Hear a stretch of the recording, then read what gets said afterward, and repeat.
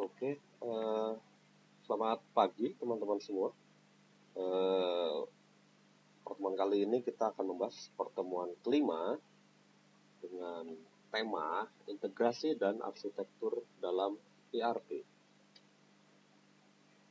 Pertama, teman-teman kan semua sudah ada tugasnya di pertemuan keempat terkait integrasi dan apa hubungannya dengan ERP system. Sebelum ke ERP-nya sendiri, kita harus paham dan harus dibahas dulu terkait integrating sistemnya, teman-teman. Dimana sebetulnya integrasi ini cukup kerap kali diabaikan dalam suatu proses rekayasa sistem. Padahal secara pengertian sendiri, integrated system adalah komponen dari proses rekayasa yang menggabungkan komponen produk dan proses menjadi suatu yang utuh, teman-teman. Dimana integrasi sistem memastikan bahwa komponen-komponen hardware, software, dan humannya sendiri berinteraksi untuk mencapai tujuan. Dan secara universal, hampir seluruh pihak menerima bahwa integrasi adalah sebagai kebutuhan di dalam suatu pengembangan sistem yang lebih kompleks. Cuma itu kembali lagi, terkadang integrating system sangat diabaikan di beberapa perusahaan, terutama perusahaan kecil hingga menengah. Kenapa integrasi sistem dikatakan suatu kebutuhan dan menjadi hal yang kritis? Why? Simple. Ketika kita bisa berintegrasi satu sama lain di dalam suatu perusahaan, di situ akan timbul suatu speed yang meningkat, teman-teman, di mana processing speed di dalam perusahaan akan bertambah, di mana ketika processing speed bertambah akan membuat suatu komunikasi yang clear, yang mulus dari satu departemen ke departemen lainnya.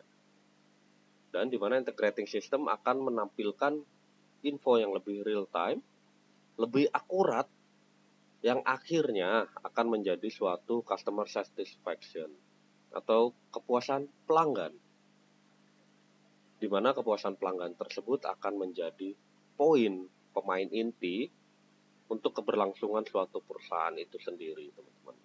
Itulah kenapa integrating system menjadi hal kritis di dunia industri dewasa ini. Integrating system sendiri dibagi secara garis besar menjadi dua, di mana ada logic dan fisik. Di mana untuk integrating logic menitik beratkan pada perubahan cara kerja dan mindset dari para pekerja dan penghuni organisasinya sendiri. Sedangkan untuk fisik lebih berorientasi pada konektivitas dari sistemnya sendiri, teman-teman. Bagaimana pengadaan yang sesuai untuk membuat suatu integrasi dari sistemnya. Kita masuk dulu ke yang logic, pembahasan singkatnya, atau bisa disebut juga sebagai human integration. Membangun sistem informasi yang memungkinkan para pemangku kepentingan dapat berbagi data. Namun lebih dari sekedar integrating teknologinya sendiri, pada logic ini melibatkan perubahan pola pikir, teman-teman. Di mana kita harus mendidik pekerja untuk menerima cara kerja baru dan dapat membuat pekerja lebih mementingkan tim lintas. Tim yang berkomunikasi satu sama lain daripada hanya memikirkan departemennya sendiri. Di mana untuk membuat atau merubah pola pikir dari para pekerja, harus adanya tekanan dari top manajemen untuk melakukan ini. Karena manusiawi ya teman-teman, ketika kita bekerja, kita hanya fokus kepada pekerjaan kita sendiri. Dan terkadang lebih mengabaikan lintas departemen, tidak perlu memikirkan departemen lain. Oleh karena itu, perlu adanya tekanan dari top manajemen, agar kita semua sebagai pekerja dipaksa dapat berkomunikasi dengan mulus antar departemen. Menurut Gulet, pada tahun 2006, mengklasifikasikan berbagai jenis integrasi fisik. Kita udah masuk ke yang fisik ya teman-teman. Tadi yang logis, pola pikir, sekarang ke yang fisik. Di mana pada kedua sisi yang berbeda, terdapat integrasi yang disebut Big I dan Little I. Di mana integrasi Big I menyeratkan semua data yang relevan untuk proses bisnis tersebut yang terbatas dan tertutup diproses pada aplikasi perangkat lunak yang sama. Keywordnya pada perangkat lunak yang sama, teman-teman. Jadi kita udah ngomongin sesuatu yang memang sistem, bukan lagi pola pikir, mindset, cara kerja, tapi sebuah sistem yang memungkinkan kita untuk berintegrasi. Di mana pada Big I ini, integrasi dilakukan secara menyeluruh, di mana pembaharuan satu modul akan tercermin di seluruh logika proses bisnis tanpa antarmuka yang rumit. Begitu. Kemudian pada Little I merupakan interface titik ke titik, teman-teman. Di mana data harus terus-menerus diselaraskan dan dibersihkan dari berbagai source data. Di mana setiap ada perubahan sistem, dapat terjadi pengujian kembali yang menelan biaya mahal. Pada umumnya biasanya Little I adalah penambahan interface baru atau submodul baru dari keseluruhan sistem yang sudah berjalan. Misalkan pada ERP accounting, modul accounting, diperlukan satu modul baru atau submodul baru untuk mencatat kredit limit dari suatu customer. Berdasarkan klasifikasi, berdasarkan riwayat pembelian customer tersebut, maka perusahaan menganggap perlu untuk menambah satu jendela baru sehingga dapat membantu keputusan accounting dalam menentukan kredit limitnya. Nah, itu kan jadi kita memberikan satu titik baru, teman-teman, di suatu sistem yang ada. Itulah Little I. Dan ketika terjadi si Little I ini, kita harus membuat pengujian terhadap keseluruhan proses yang terkait, teman-teman. Karena dia tidak mungkin berdiri sendiri ya. Begitu.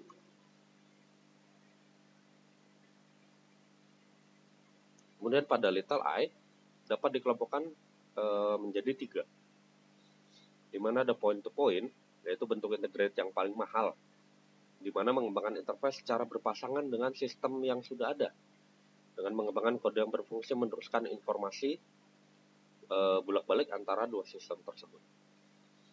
Atau database to database, integrasi yang dilakukan pada tingkat basis data, jadi bukan pada tingkat aplikasi, di mana terdapat aplikasi yang mereplikasi database untuk memindahkan informasi antar database. Kemudian ada data warehouse, konsepnya serupa dengan DB to DB, tapi informasi tersebut bukan direplika di database fisiknya, namun dibuat menjadi satu database virtual. Kemudian ada lagi Enterprise Application Integration, di mana berbagi data dan logika proses bisnis melalui middleware yang bisa dikelola oleh vendor ataupun sendiri bisa sebetulnya. Cuman perlu arsitektur yang cukup besar, sehingga rata-rata kita menggunakan vendor lain seperti SAP atau Oracle yang menyediakan solusi tersebut.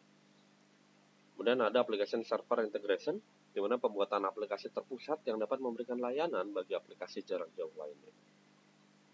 Kemudian ada business to business, di mana serupa dengan point to point, hanya terbatas di pertukaran informasi, tidak ada proses bisnis di dalamnya.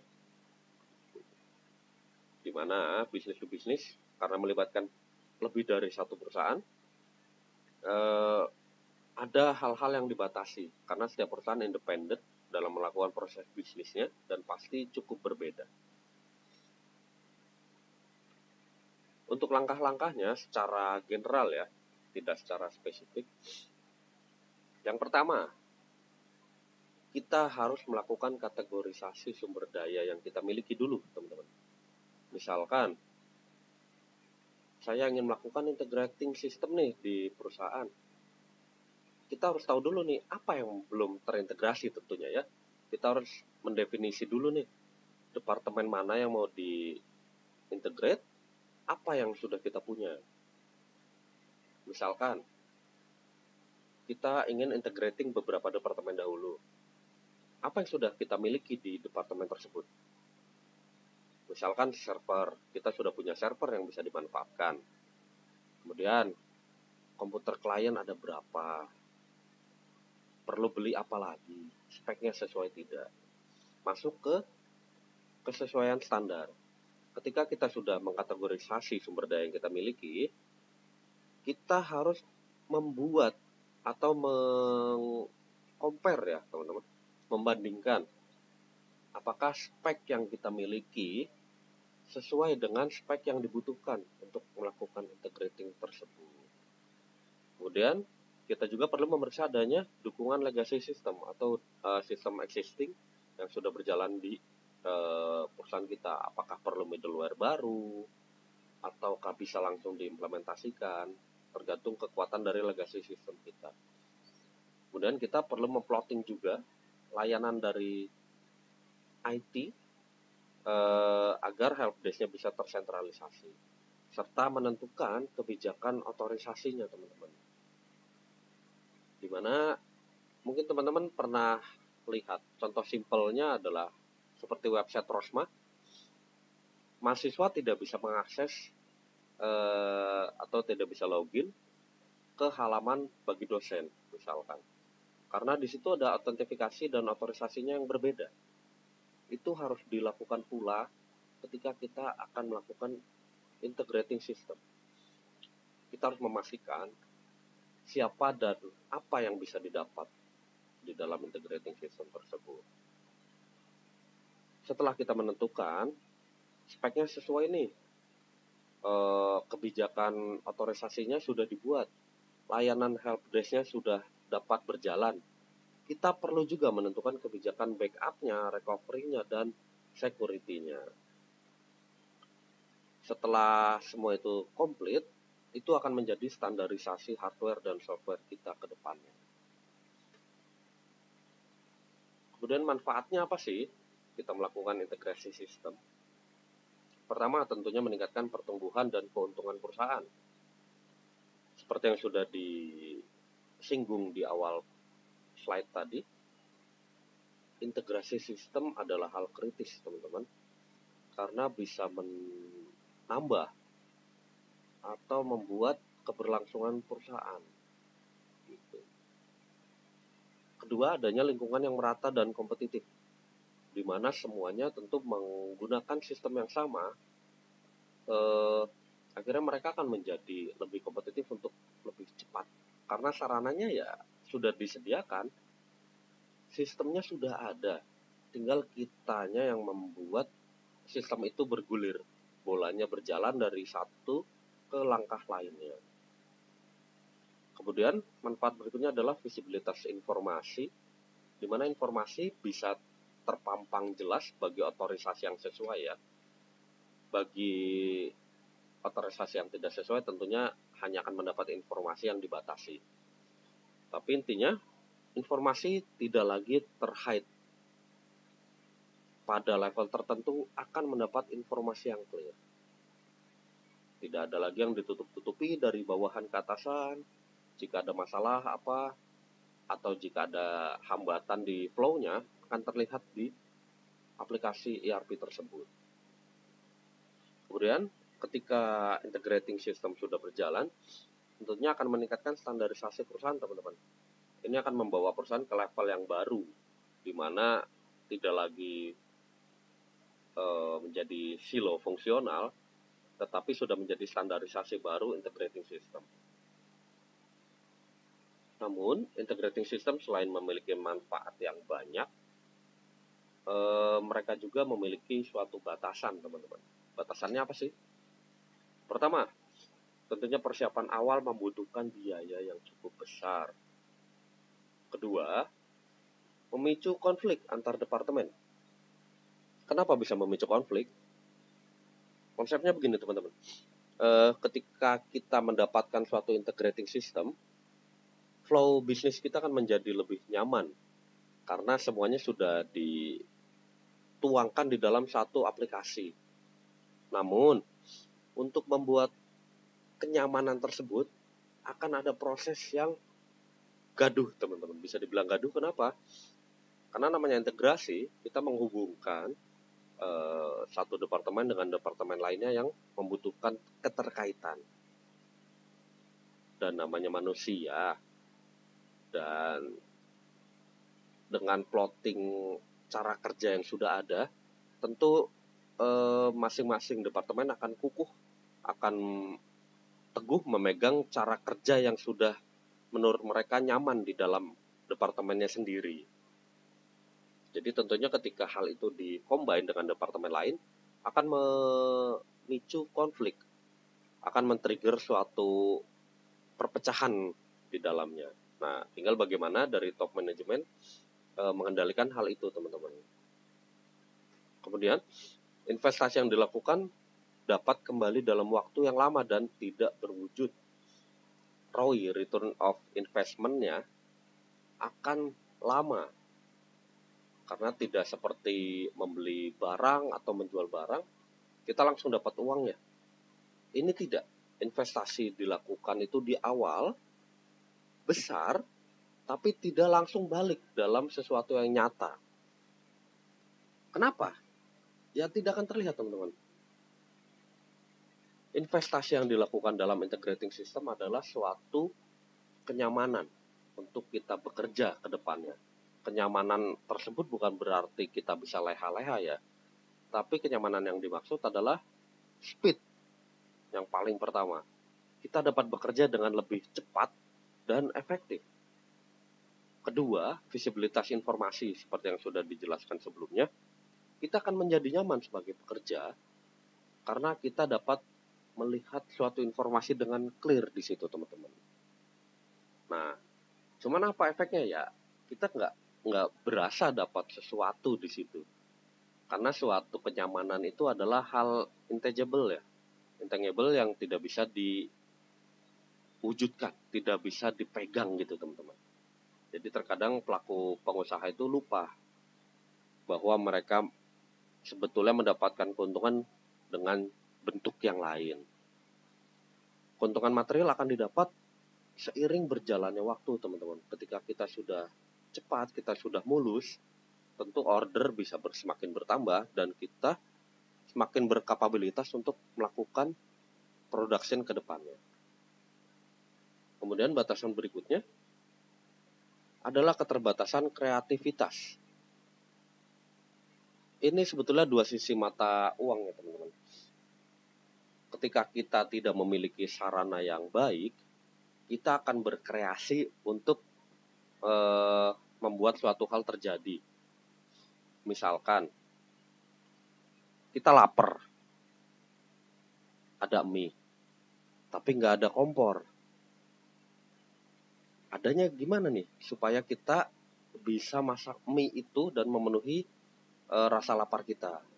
Kita akan berpikir kan, kita akan berpikir bagaimana caranya memasak mie supaya bisa mengisi perut. Oh, ternyata ada dispenser nih, ada air panas. Kita bisa masak mie tersebut pakai air panas. Disitulah titik ujian kita ya. Satu sisi kita tidak mendapat hal bagus, tapi satu sisi kita menjadi kreatif untuk mewujudkan suatu tujuan. Sama halnya dengan di perusahaan, ketika kita tidak memiliki suatu sistem kerja yang baik, kita akan berkreasi, teman-teman. Bagaimana caranya supaya pekerjaan saya dapat selesai? Kira kita berkreasi membuat suatu kaizen, membuat suatu perkembangan, membuat suatu otomatisasi. Tapi ketika ERP masuk, integrasi sistem itu masuk, kreativitas kita kadang ditekan, teman-teman. Kita tidak lagi berpikir how to, tidak lagi berpikir bagaimana untuk berkembang, tapi ya just do it. Gunakan sistemnya dengan baik, karena sistemnya sendiri sudah terintegrasi dan sudah memfasilitasi kita dengan kenyamanan. Tinggal kitanya yang berjalan sesuai speed yang diperlukan. Jadi dua sisi mata koin ya, teman-teman. Tapi tentu lebih baik integrasi, karena fokus kita bukanlah pengembangan diri kita atau pengembangan di internal departemen, tapi fokus kita adalah proses bisnis. Bagaimana caranya memuaskan customer dan mengembangkan perusahaan, bukan lagi mengembangkan departemen. Begitu. Nah, kemudian perannya apa sih ERP pada aspek logis? Di situ state-nya di depan langsung memaksa organisasi untuk fokus pada proses bisnis daripada fungsi masing-masing individu atau departemennya.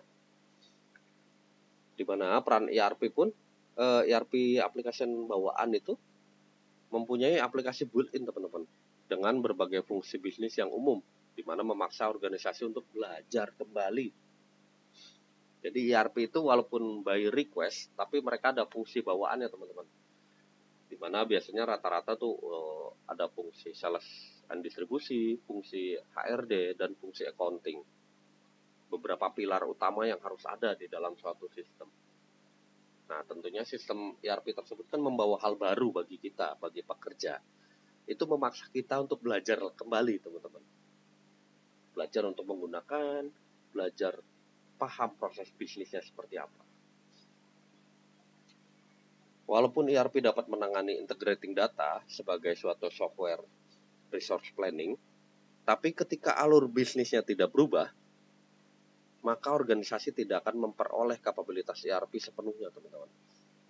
Jadi kita sebagai organisasi harus menghilangkan silo. Balik lagi ke modul pertama nih, menghilangkan silo fungsional.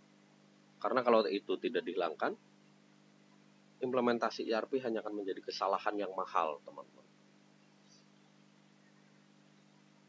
Kemudian peran ERP pada aspek fisik. Sebelum implement ERP, perusahaan tentunya perlu identify apakah harus upgrade atau tambah atau ganti total perangkat yang ada di perusahaan. Levelnya dibagi 3. Pada level data, mengubah sumber data menjadi satu database yang tadinya terpencar-pencar di departemen masing-masing, dibuat menjadi satu kumpulan database. Pada level klien atau user ya, pekerja bisa kita bilang, kita harus standarisasi platform atau CPU mereka lah, teman-teman. Jadi laptop dari pekerja tuh harus distandarisasi dulu apakah kuat pakai ERP yang baru ini. Pada level aplikasi, semuanya akan mendapat interface yang sama. Sama di sini bukan berarti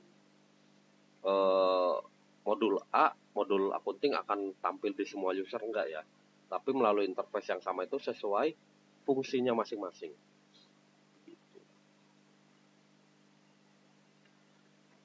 Kemudian kita bahas untuk komponen dan arsitektur dari si ERP-nya sendiri. Untuk komponen standar ya teman-teman, mungkin teman-teman sudah tahu klasifikasinya ada hardware, software, dan human secara garis besar. Cuman di ERP sendiri ada source data dan proses. Dimana komponen itu contohnya ya hardware-nya ada server, ada hard disk, ada laptop, dan lain-lain. Untuk software-nya termasuk database, ada OS tentunya harus ada database seperti Oracle, SQL, dan lain-lain.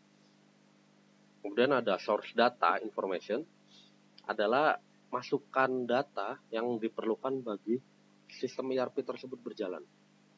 Bisa data organisasi, di internal maupun di eksternal. Kemudian di situ ada proses atau flow ya, biasa kita bilang itu. Prosesnya nih gimana supaya dari awal material hingga barang itu terjual dilakukan. Jadi dari pembelian material, pembuatan resep atau pembuatan produk, pergudangan, pengiriman, distribusi, hingga ke accounting pembayaran. Prosesnya kayak apa sih? Nah itu harus diidentifikasi dulu di awal sebelum ERP diterapkan. Kemudian komponennya ada manusia, tentunya kita sebagai pengguna. Bisa dilihat di segitiga sebelah kanan hierarkinya itu ada lapisan komponen ERP-nya, di mana paling bawah hardware tentunya kita harus punya hardware sebelum punya sistem, teman-teman. Kita harus punya hardware, kemudian naik ke sistemnya, komponennya. Ketika hardware sudah lengkap, sistem dan software sudah ada, kita perlu database untuk menampung informasi-informasi yang dibutuhkan. 3 komponen lengkap. Kita punya hardware, software, database. Masuklah ERP sebagai jembatan atau integrating system yang tugasnya menghubungkan departemen-departemen yang diperlukan. Kemudian ada di topnya tentu user sebagai pengguna. Karena ERP dan teman-teman tidak akan berguna ketika tidak ada orang yang menggunakannya. Nah, secara logis, arsitektur ERP kurang lebih seperti ini.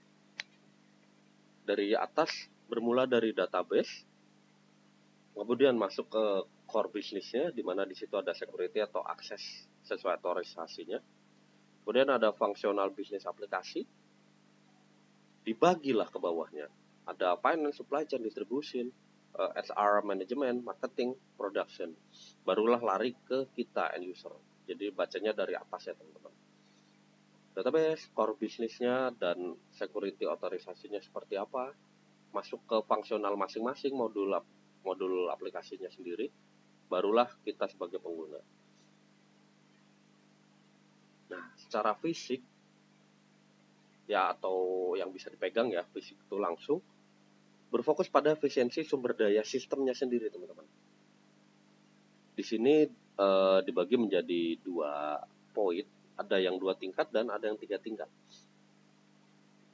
Pada arsitektur fisik 2 tingkat, two-tier arsitektur, sistem hanya terbagi atas 2 tingkatan, yaitu application tier dan presentation tier.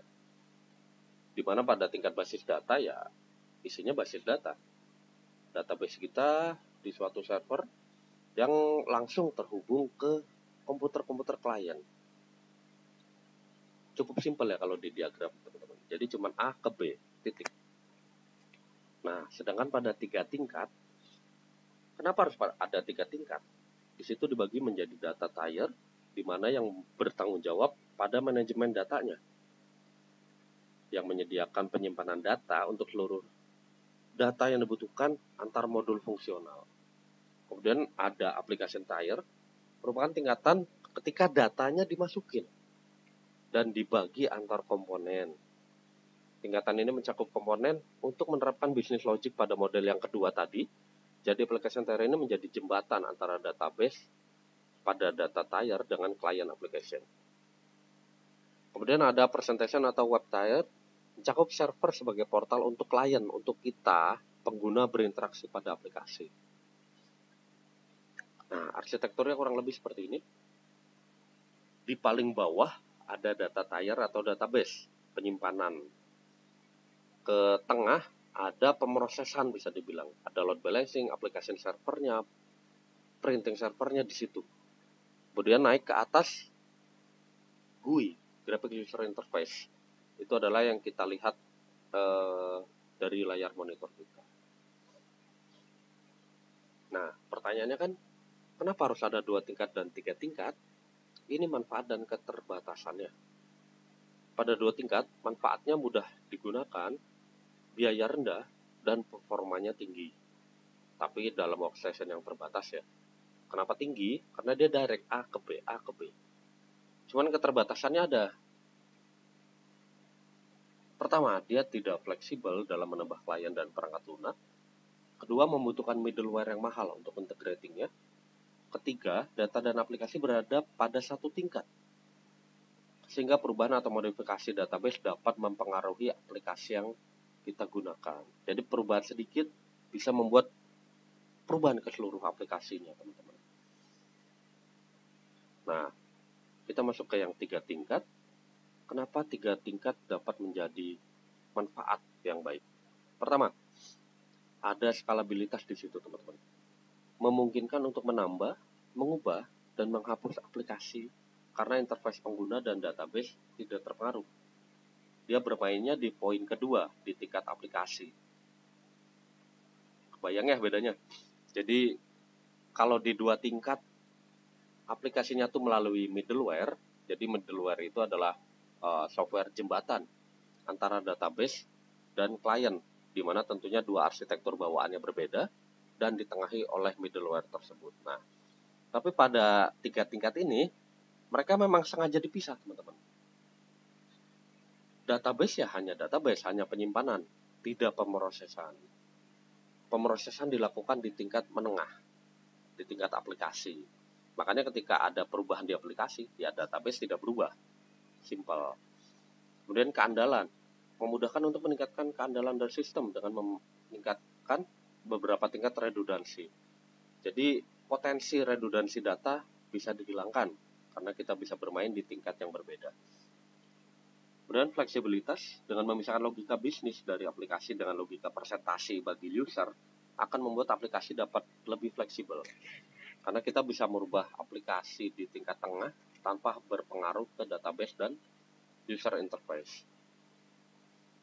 Maintainability, di mana biaya dan pemeliharaan tentunya lebih sedikit daripada satu server, daripada memelihara setiap instalasi atau upgrade klien. Kemudian reusable, dapat digunakan kembali, dan keamanan karena softwarenya lebih sedikit pada klien. Tapi keterbatasannya apa? Pertama, membutuhkan infrastruktur hardware dan software untuk mendukung middleware-nya yang tidak mahal, yang tentunya meningkatkan biaya keseluruhan sebetulnya, teman-teman. Jadi kita harus beli perangkat-perangkat. Kemudian kedua, kompleks karena lingkungan pengembangan lebih sulit digunakan daripada pengembangan yang berorientasi visual dari aplikasi dua tingkat. Kelemahannya itu lebih kompleks saat instalasi pertamanya, tapi lebih mudah untuk maintenance ke depannya. Sedangkan pada dua tingkat itu kebalik, mudah untuk di pertama, tapi akan lebih mahal dan sulit untuk perubahan ke depannya. Nah, lihat, ada juga arsitektur web service, di mana dalam dua dekade terakhir, vendor-vendor ERP mengembangkan pula arsitektur ERP dengan berbasis web.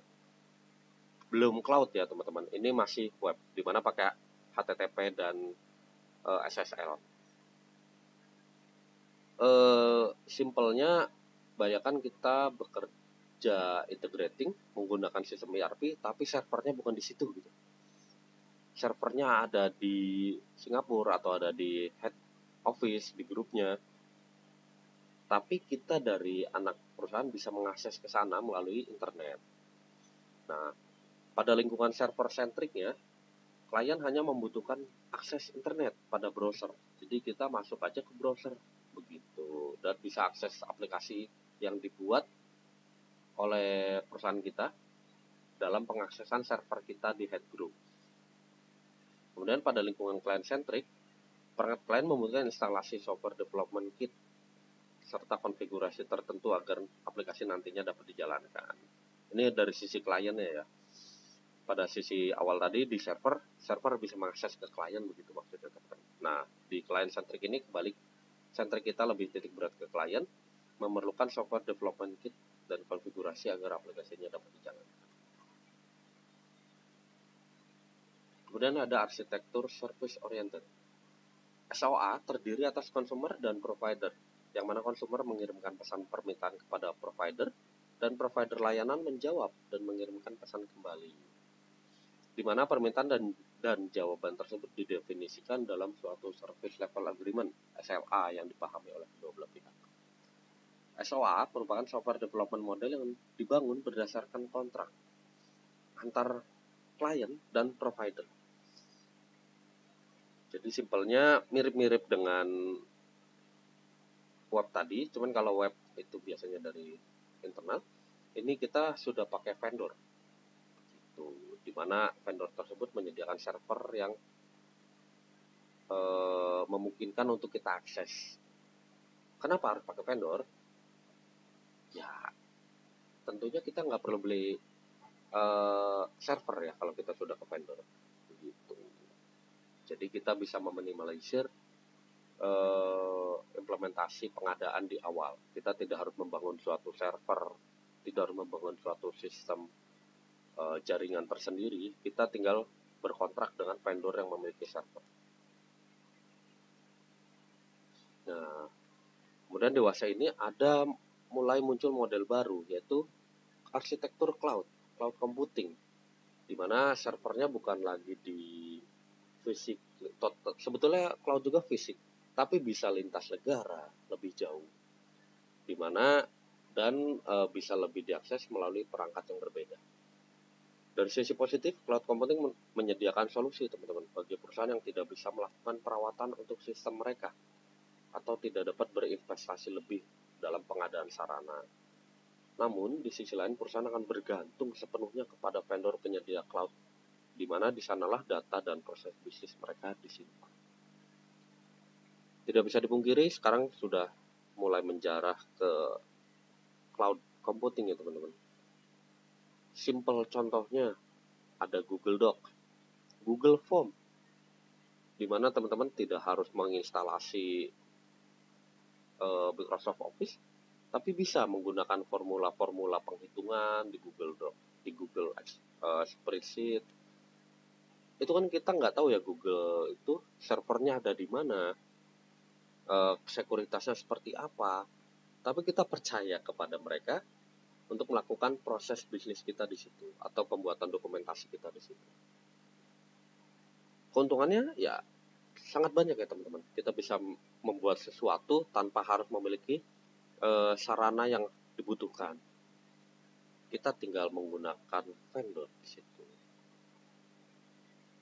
Begitu, dan arsitektur cloud ini sudah cukup banyak digandrungi pada pelaku ERP seperti SAP dan Oracle dewasa ini teman-teman. Jadi kita tidak harus membangun suatu legasi baru, kita tinggal kontrak dengan vendor, menginstal aplikasi, jalanlah langsung. Gitu. Konfigurasinya tidak sebanyak jika kita membangun legasi sistem baru. Oke, itu semua untuk pertemuan kelima kita teman-teman. Nanti kita akan lanjut di pertemuan ke-6. Selamat siang. Terima kasih. Jika ada yang bertanya silahkan bisa ditanya di grup atau di Japri. Thank you.